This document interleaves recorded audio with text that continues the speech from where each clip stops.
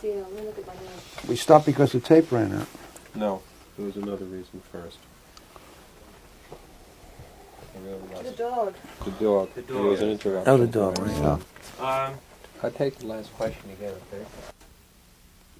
Bars? Do you need bars? We've got bars. Go ahead. Okay, terrific.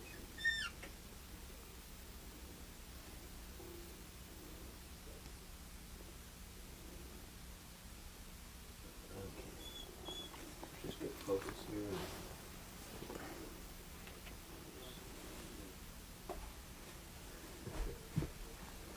Okay, Ready? whenever you're ready. Justin. Looking back, do you think you made a mistake by leaving Vietnam in '56? When I left Vietnam in 1956, I was a very tired person.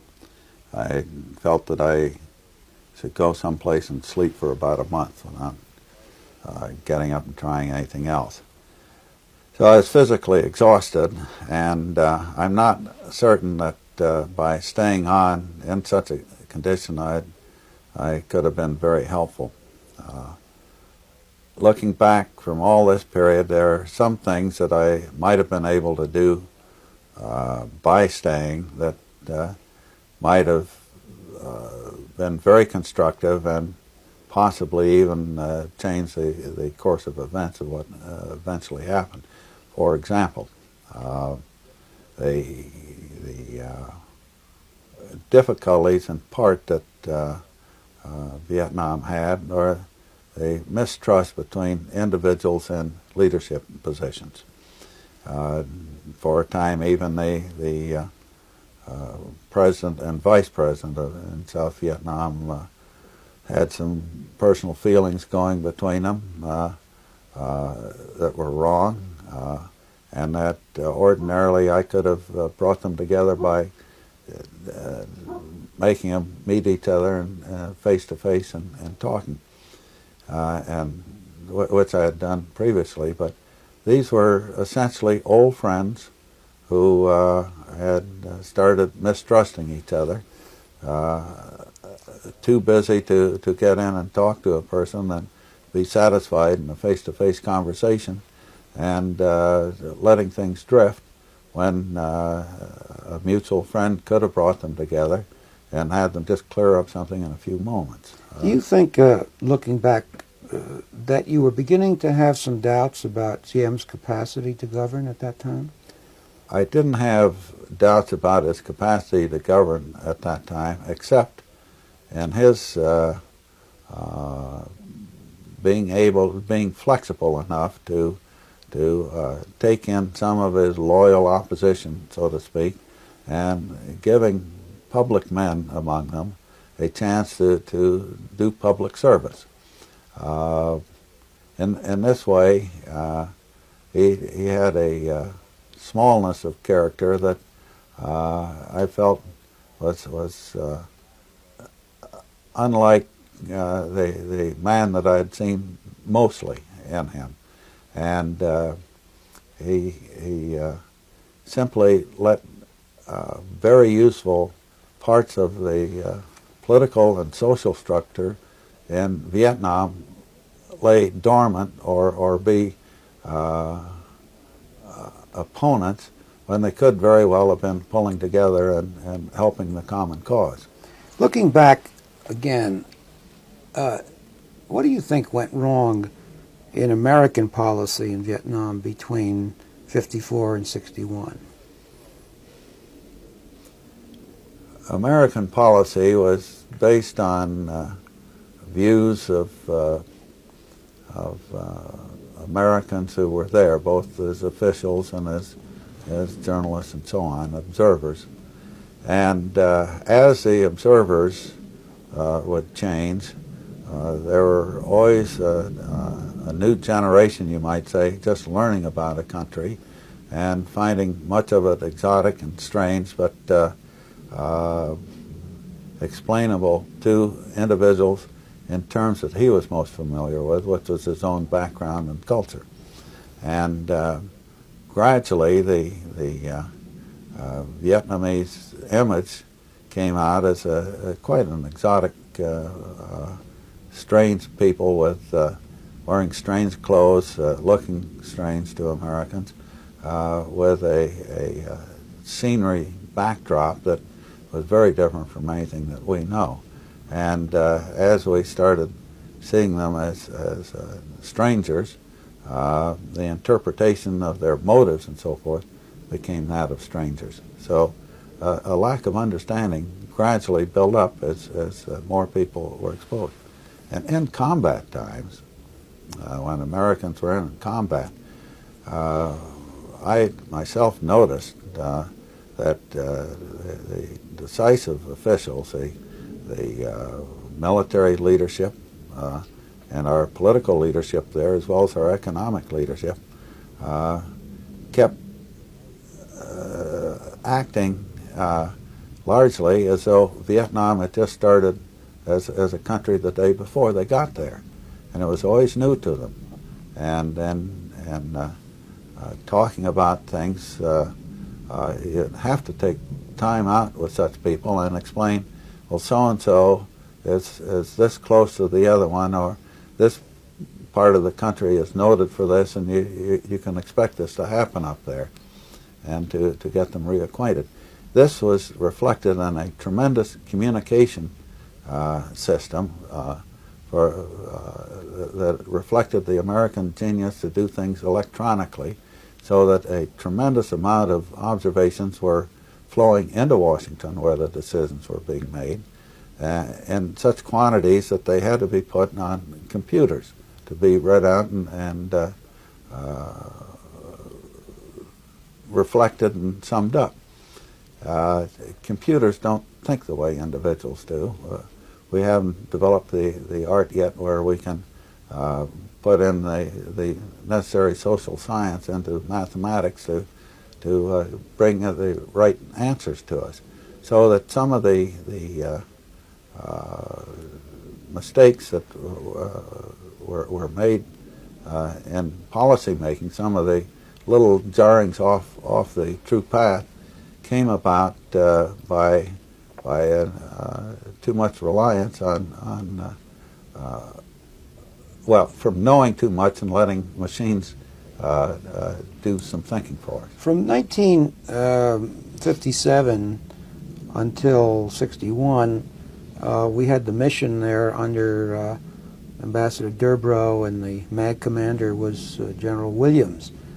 And of course there's a lot on the record about that, but there was a lot of squabbling within the mission itself. But there's also a report... Pause and then answer the question. All right. What? Just wait a moment. All right, re-ask the questions. Well, it's a difference. Look, I'm going to do it again anyway. Yeah, just pick it up from there. Question. It's been reported that that you recommended that the mission, especially after Kennedy came in, the mission be changed and that Durbrow be replaced. Is that correct? As far as Ambassador Durbrow is concerned, I visited Vietnam just before the Kennedy inaugural, and Ambassador Durbrow was working day and night, and I felt that he was a physically exhausted person. He was lying down physically to rest a great deal of the time, and as much out of concern for him as anything else in his health. So on, I felt that he should be pulled out and given a chance to recoup a little bit. I remembered what I was like after a period out there of exhaustion, and I felt that Durbrow was very close to exhaustion, and that was the real reason for that. It was faulting some of his decisions too, I felt, by this tiredness, and such positions you feel like taking the shortest way out of getting something done. Could you elaborate on some of the decisions you felt made? I don't recall the decisions definitely at the time, but this was based more or less on the getting together of Americans in top positions and Vietnamese in top positions, and having a chance to afford great candor with each other. And the meetings had taken on a more formal nature than that wouldn't really truly permit such candor with each other. And I felt that under such condition that a change would help the two camps of officials, you might say, get together. I remember this was indicated in a lot of little ways of the attitudes of people about their the people in the other camp, and why don't you stay on and help as a friend on this? We can't talk to Americans anymore because they don't understand things. And the Americans saying, well, things have changed since you were last out here. We do this way with people. These are just little indicators of some strain and difficulty. When you went out at this period, this was during the transition period after President Kennedy was elected. Just before, well, after he was elected, the Yeah. transition, and just before the inaugural. Now, you recall there was an attempted coup against Diem in November of That's 1960. When you saw Diem there at that stage, was he shaken up? What was his reaction to that attempted coup? Diem was still full of feelings and talk about the attempted coup in '60 when I saw him late in '60. He took me up and showed me where 50 caliber machine guns had come in from positions a block away and gone in through the bedroom, across the bed, and hid in the bathroom. And I asked him where he was standing. He showed me he was behind a wall in the bathroom. And he said they meant to kill me because this is where it came across the bed, and close enough to have hit somebody in the bed. And I said, how come you were in the bathroom? He said, I'd gone in there to get something from the medicine cabinet, and just got it open when they opened fire on this thing. So he said, I wasn't going out there while they were shooting, you know. But did he feel that the coup was a warning to him that he ought to reform or change? We had long talks at that period in late '60 about motives of people for trying to kill him, of the opposition that was growing against him. And as a matter of fact, he asked me one time where I'd been the afternoon before. And I said, you having me followed and kept under surveillance? And he pushed that aside, and I said, well, it's obvious you are. And I said, I knew that. I got in with some of your opposition yesterday and made damn sure you didn't know who I was talking to, just to find out what their true feelings are on this thing. And this is what they feel about you. And I told him. And I said, these are good people who love their country, who want to do some things, who, if you had the wisdom to call them in and gave them something to do, would do a superb job of helping you as a leader. And he said, who are they? And I said, I think you know some of them, and you just take any good Vietnamese who isn't in helping you right now, who should be, and you ask them in to do it, and don't let me name them. You go ahead, you know who the leaders are. So the disturbing thing was that these were good people. They were people who had been ministers in previous cabinets, his and others, who had political groups that supported them, and who were tremendously patriotic, and just felt they were spoiling on the vine, and this man was not doing everything he could or should, and that the country wasn't having its best abilities being used. And they were talking very bitterly to me about some of the things that he'd done. And my role, I felt then, and as an American, as an outsider, but wishing them well, as our country did. It was our policy to let this be known on both sides of what they were thinking on the other, and trying desperately as a mutual friend to bring the people together. As I recall, Diem and Durbro were getting along very badly at that time. There were some talks about that, and this is when the thing of Americans don't understand this was really what Jim was telling me at the time. I didn't get in and ask him specifically about how he was getting along with Americans who were there. I was really more concerned about how he was getting along with the Vietnamese, who should be doing things to help their country. You sent a memo to Defense Secretary McNamara on January 17th, 1961, just before the Kennedy inauguration. There's a phrase that was in that memo. You said, "There are practically no George Washingtons, Thomas Jeffersons, or Tom Paines in Saigon today." What did you mean by that? By referring to Americans in the American Revolution, and naming such people in this memo that I wrote after my trip out in Vietnam in the end of 1960. I was trying to tell American leaders who were making policy that they were looking to at a country in a time of its peril and of its great need, to not think of them in ordinary terms. That we had our George Washington, we had Tom Paine, we had Ben Franklin, but they didn't out there, and they couldn't solve problems the way we Americans thought they should. They had to solve it from their own backgrounds and their own ways. And if we saw people that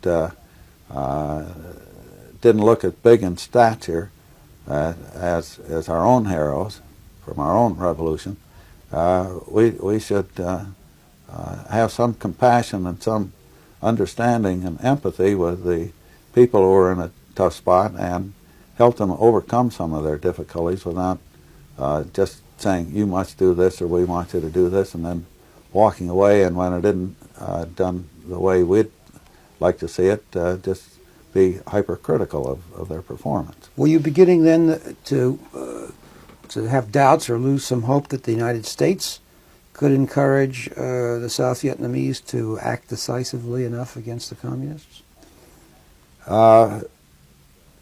I had some concerns that the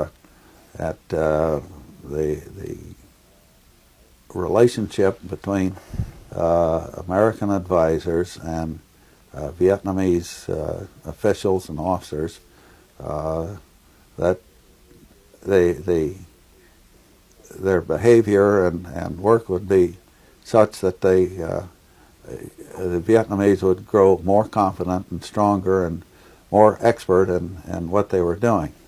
And I felt that these qualities among the Vietnamese to help themselves, to make their own decisions, to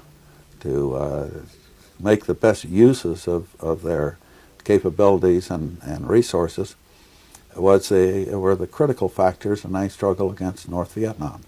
Now, in that same memo you sent to McNamara, you said that Vietnam ought to be considered to be in critical condition and be treated as, I'm quoting here, a combat area of the Cold War. What were you thinking of specifically? What did you advocate? The terminology that I used, that Vietnam was critical and that it was in a sort of an emergency situation and should therefore be given a little different intensity of attention by the United States in the Cold War terms, was that I had just been in a country where roads were under fire when they hadn't been when I left there, that big segments of both population and geography, territorial area out in the countryside were being contested by enemy guerrillas who hadn't been in existence before. And in such conditions, there was an armed struggle taking place and a political struggle taking place that would need some change of thinking in how these people were to be helped. And that we shouldn't, if we were going to help these people, go along in the same old standard ways, but do some rethinking and rechecking on it. Did you have any specific recommendations? Or I had some. I can't remember what all they were now, but I had a list of recommendations in this memo that, which was what it was some years ago, and I can't remember it. People have quoted things from that memo to me, and I've asked them who wrote it. They said you did, and I hadn't remembered it at all. Why, looking back, why was it the communist guerrillas were really in many ways much more effective than the South Vietnamese army and political structure? Well, communist guerrillas are an expression of an authoritarian system of politics. And as such, they have very strict discipline. So part of the reason the North Vietnamese, the communist guerrillas and their regular forces behave so differently than the South Vietnamese stem from some authoritarian practices. Now, there's carrot and stick with this. The stick is the very harsh discipline that they run under. The carrot is the political reality to them that they make use of and apply in their own campaigns, which the communist generals, their leadership in combat, always strove towards having influence and control over the people in the battlegrounds. Our side was always going after defeating the enemy forces, the military. So essentially the Vietnamese communists were trying to gain control over the people, where we were trying to destroy an enemy. They were political, we were military. And they figured once they got control of the people and their ways that they lived and so on, they'd win the country. Now, this was done by them through a political cadre system that they had throughout their armed forces that reported up through separate channels of command and communication up to their headquarters, where the political cadre would have an equal voice with the military commander, and thus was a very important figure in their armed forces. He would lecture the troops on political motives before going into combat. He would do his best all the time to have them get along with the people and to gain the confidence of the people or alliance with them. After the combat, they'd have an after-action meeting in which they'd like a public confessional. Each of the troops would have to get up and explain what he did wrong in combat and why he was never going to do it again, and apologize to his comrades.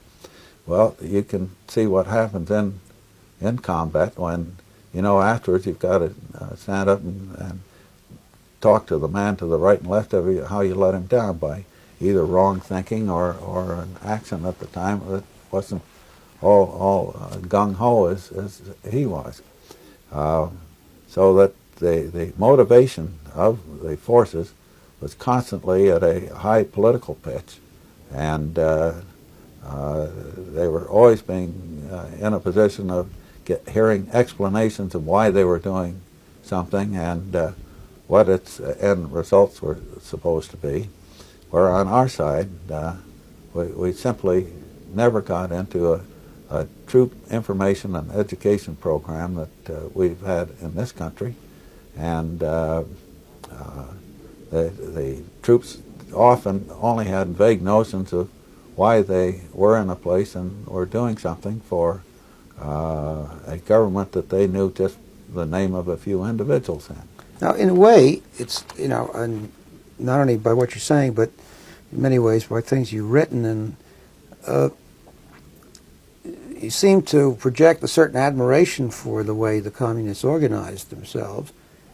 And the real question is, what was lacking in our clients that they couldn't organize themselves in this way? What was the ingredient that was missing? Well, the basic element and the difference between the two sides is that an authoritarian form of control would permit a commander or an official to take a man out who disobeyed and shoot him, kill him. On our side, we don't do such things. There's a legal system that protects an individual. You can charge him, but he goes to a trial and goes through a legal process. There, the legal process is the man in charge metes out the punishment on the spot. So this is one of a many-faceted I'm talking type about. of thing. I'm talking about the Vietnamese. I mean the. I'm talking about Vietnamese. Well, I mean they were. A soldier in the Vietnamese army who misbehaved, if he was on the communist side, the officer didn't like what he'd done, it'd shoot him. As an example of a man. I don't want you doing things like this. Boom. And kill him.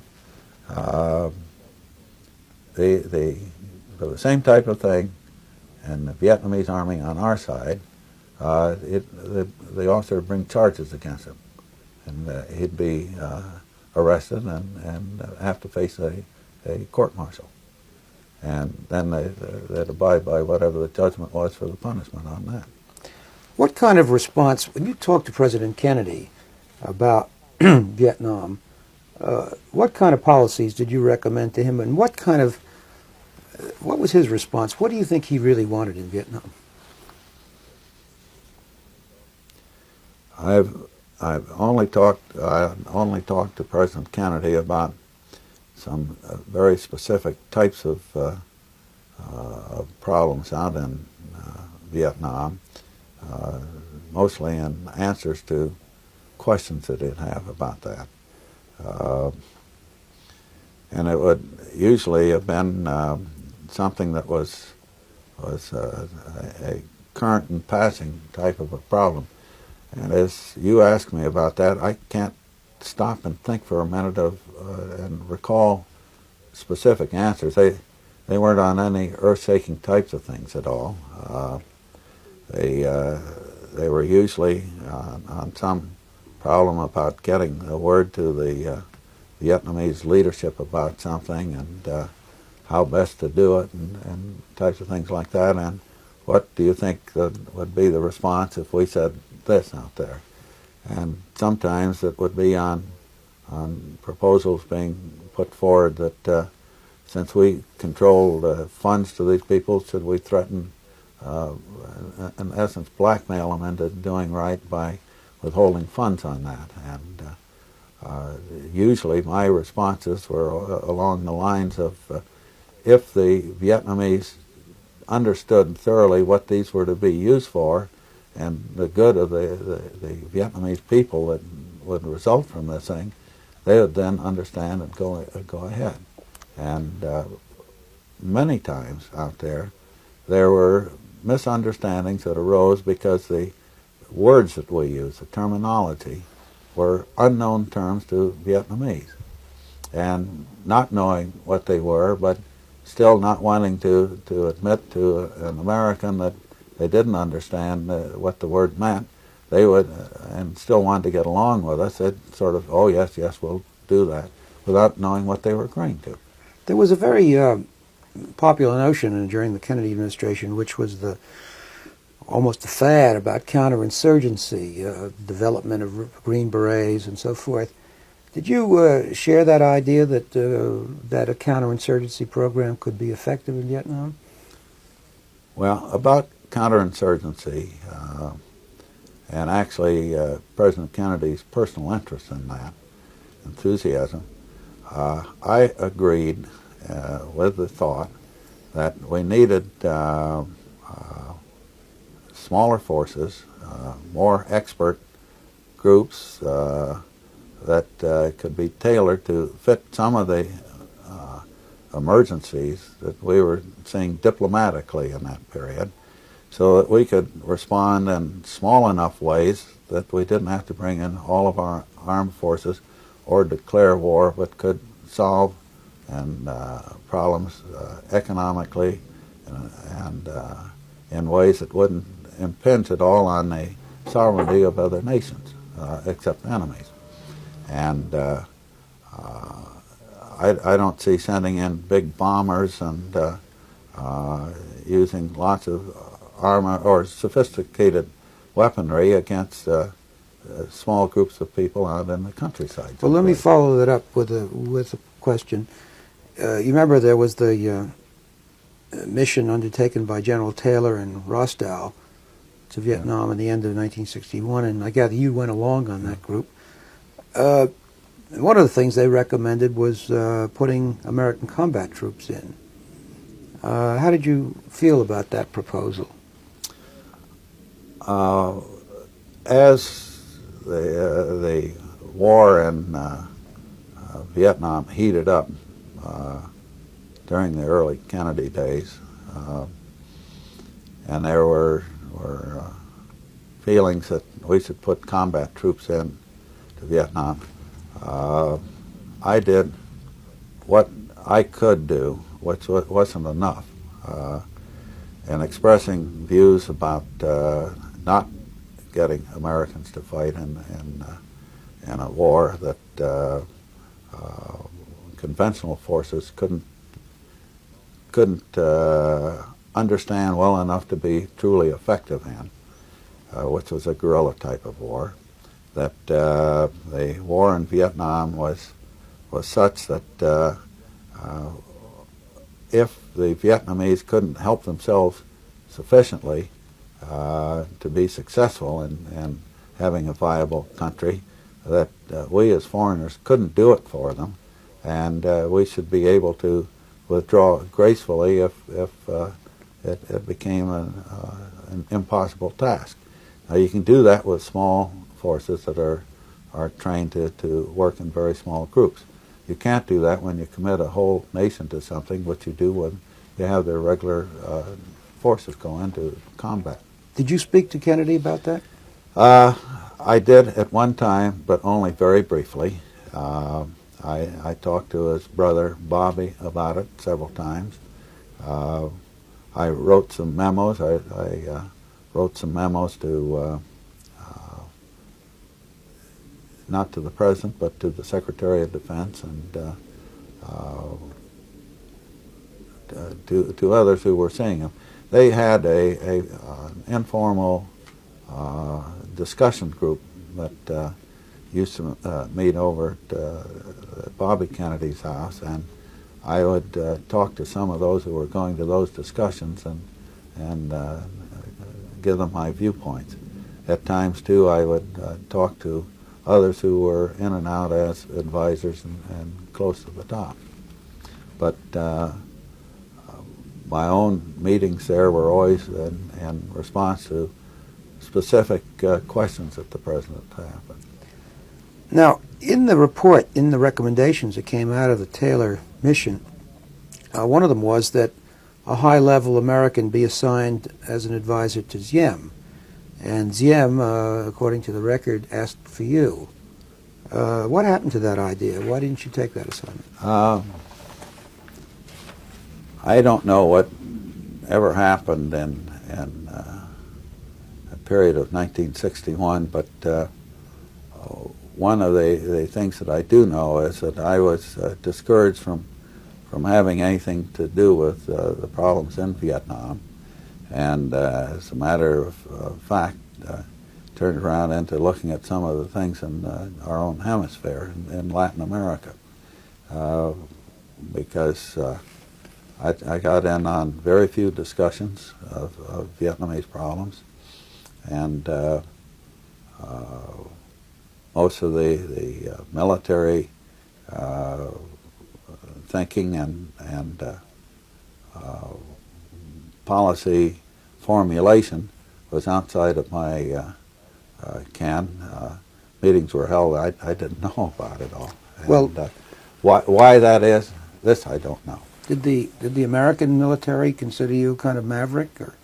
I'm certain that they did. I'm certain that I was considered a maverick by many people in the government, and military and civilian. And one of the reasons why is whenever a top official would ask my view on something, I'd try and be as candid as possible and telling them, and it didn't always agree with the views of others, and it was at times apart from our own official views, but I felt a man in a position where he had to make policy and make decisions needed as candid and honest a reply as possible. And just from when I'd say things and seeing the looks on other faces, I know that it wasn't a popular answer that I'd always get. Excuse me. I know that you were not directly involved in Vietnam in '65, but looking back on that year, which was a real turning point, looking back on the decision to commit combat troops, American combat troops, to Vietnam and to start bombing the North, what's your judgment about that? Do you think that was a mistaken policy? Well, as far as what happened in 1955 and entry... Start again in '65. 65. As far as what happened in 1965 and the beginning of an American combat role in Vietnam, it was of great concern to me, but I was outside of the government. I'd been retired. I was in no position to present views that were contrary, but I did talk privately to some of the people in government, including the Secretary of Defense at the time, briefly, and to others. But I was always deeply concerned that the war out there was essentially, basically, of political nature, and that you don't solve political problems by military unless you've got a very clear view of where the military can take you for a political solution, which we didn't have. And I knew that the opposition, the Politburo in Hanoi, who were the true opponents and opposite numbers of our president and of his cabinet and of our Joint Chiefs organization, were superb politicians that had been trained in a school where they had to go to jail at times for their views, and had suffered a great deal by their political views in the past, and were tough and ruthless in their decisions, and that they had a tenacity and a view of their own political goals that we didn't have. And this was part of the reason I didn't want to see us involved in something that was truly beyond our ability, that we didn't even realize was beyond our ability. Well, one of the arguments, this recent RAND Corporation study in which a number of Vietnamese have written about why, about the defeat And one of the points that some of them make is that when the American troop commitment came in, the Vietnamese sort of lost the will to fight. Does that sound like a reasonable thesis to you?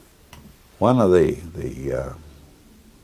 problems that came up with the Americans in combat alongside the Vietnamese was the difference in approach to problems in combat on the ground in Vietnam. The tendency of the Vietnamese to let somebody else go in and fight was a very understandable one among the people who had been fighting for years and who hoped somehow or other to live through a war and go back to civilian life at the end, which of course the Americans wanted the same thing. But Americans were bringing in much new equipment and that required technical skills and training that they had to teach the Vietnamese before they could use it. And then gradually, as the Vietnamese struggled to cope with large organizations and more complexities in waging the war, was that, as shown in this recent RAND study, that the Americans would write out instructions or orders, and the Vietnamese started the tendency of merely translating them into Vietnamese and then issuing them and as their own. And some of the American advisors agreed to this type of procedure since it was a time saver and it was a time of much stress and emergency, and not realizing that by doing this that they were robbing the Vietnamese of initiative and confidence in handling their own affairs. And this was true not only in the military, but it was also over on the civilian side of the government.